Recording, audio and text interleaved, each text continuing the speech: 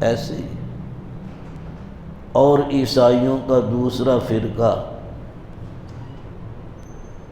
وہ عیسیٰ علیہ السلام کو، ان کی والدہ مریم کو اور اللہ کو، وہ ان تین اجزاء کو اپنی اٹکل سے معاذ اللہ اللہ سمجھتے، یہ تینوں ملیں تو اللہ ہے۔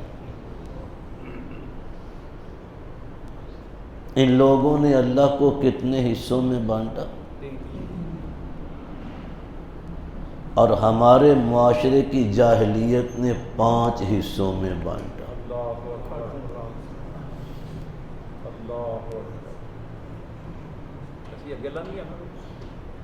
انہاں تو اگیلا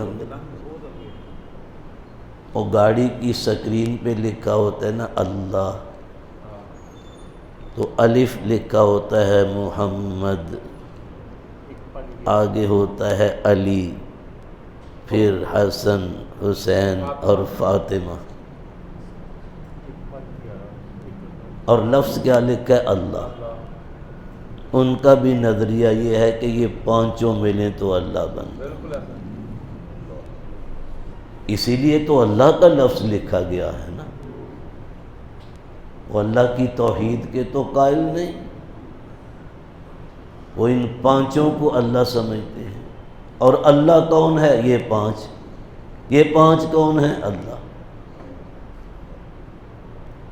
یعنی معلوم ہوا ان کا شرک ان سے بھی زیادہ سنگین ہے، ہاں، یہ ان سے بھی آگے گزر گئے۔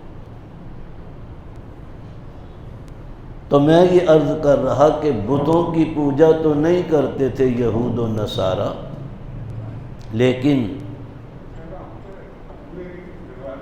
انبیاء جیسے عزیر علیہ السلام، قرآن حکیم میں قالت الیہود عزیر ابن اللہ وقالت النصارى المسیح ابن اللہ، یہودیوں نے کہا عزیر اللہ کا بیٹا ہے، عیسائیوں نے کہا مسیح اللہ کا بیٹا ہے۔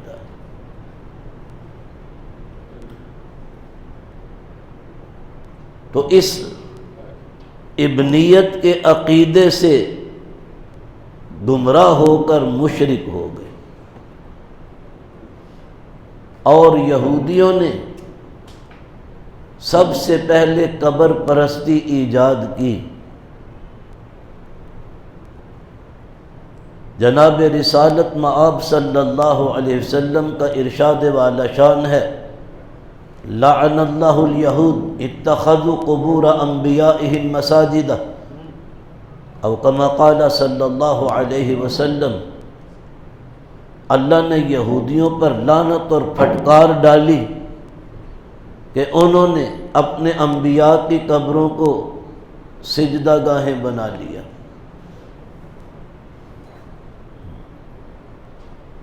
قبر پرستی کے موجد بھی یہودی ہیں۔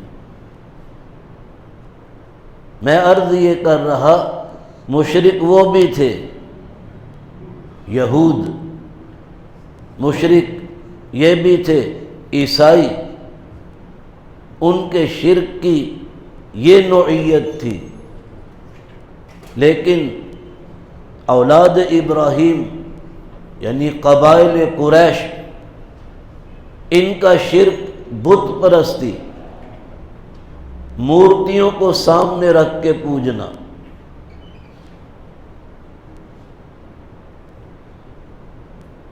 یہود اور نصارہ میں بت پرستی نہیں تھی، ان کا شرک الگ ہے، ان کا شرک الگ ہے۔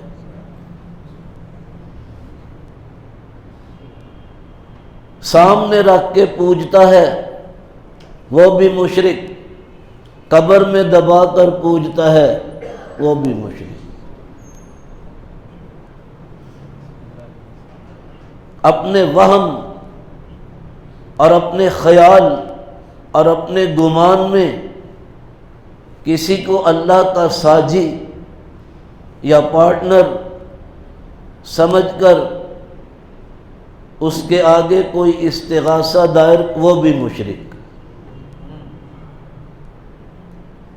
شاہ ولی اللہ رحمہ اللہ تعالی نے لکھا شرک کے قالب تو بے شمار ہیں، روح ایک ہی ہے، سب میں روح ایک ہی ہے۔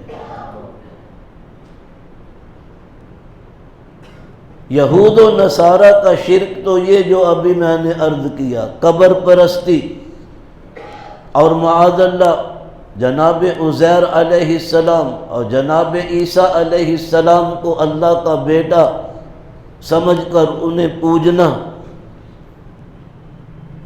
لیکن عربوں کا شرک اصنام پرستی، ان کے بڑوں نے، یہود اور نصارہ کے علماء نے، پادریوں نے، ان کے بڑوں نے، راہبوں نے عربوں کو بارہا کوشش کر کے بت پرستی سے ہٹانے کی کوشش کی، مگر بالکل بے سود۔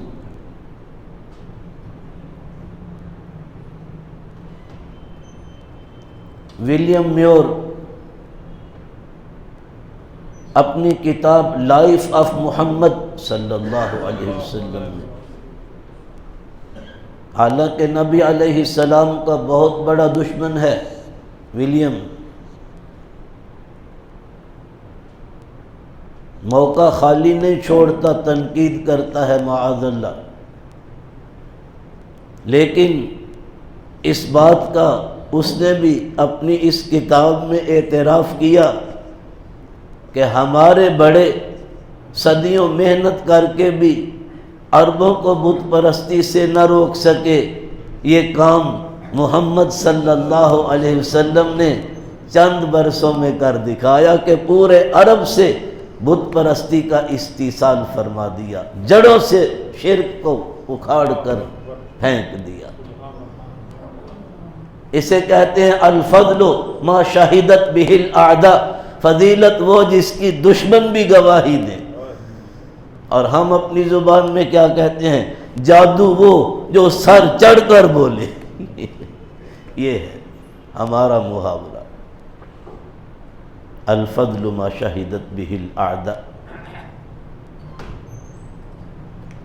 میں نے عرض کیا جہاد کے مقاصد میں ایک اہم ترین مقصد اسی انارکی کو، اس بت پرستی کو، اس بے راہ روی کو جو سماج میں پھیلی ہوئی اور اپنی جڑوں کو جمائے ہوئے ان پر قابض ہے، اس کو جڑوں سے اکھاڑ کر پھینکنا جہاد کے بنیادی مقاصد میں سے۔ مے خواری یعنی شراب نوشی، زنا، بچیوں کو زندہ درگور کرنا، ہاں اپنی ہی بچیوں کو۔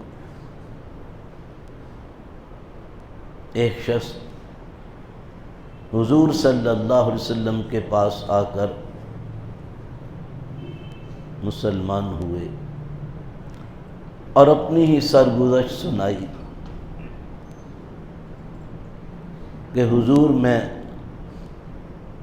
سفر پہ گیا تھا، بیوی میری حاملہ تھی، میں کچھ عرصے کے بعد جب آیا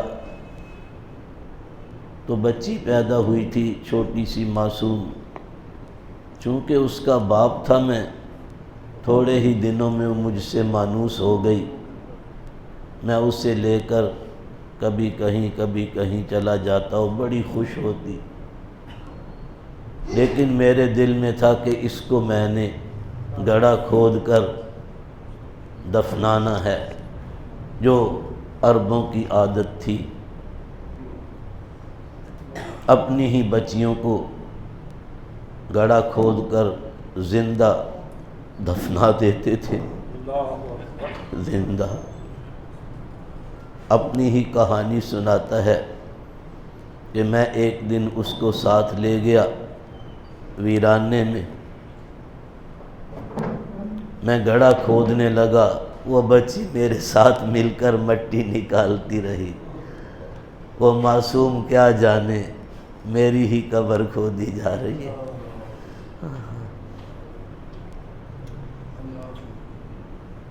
یا رسول اللہ، میں نے اس کو گڑھے میں ڈال کر اوپر سے مٹی ڈالنی شروع کی۔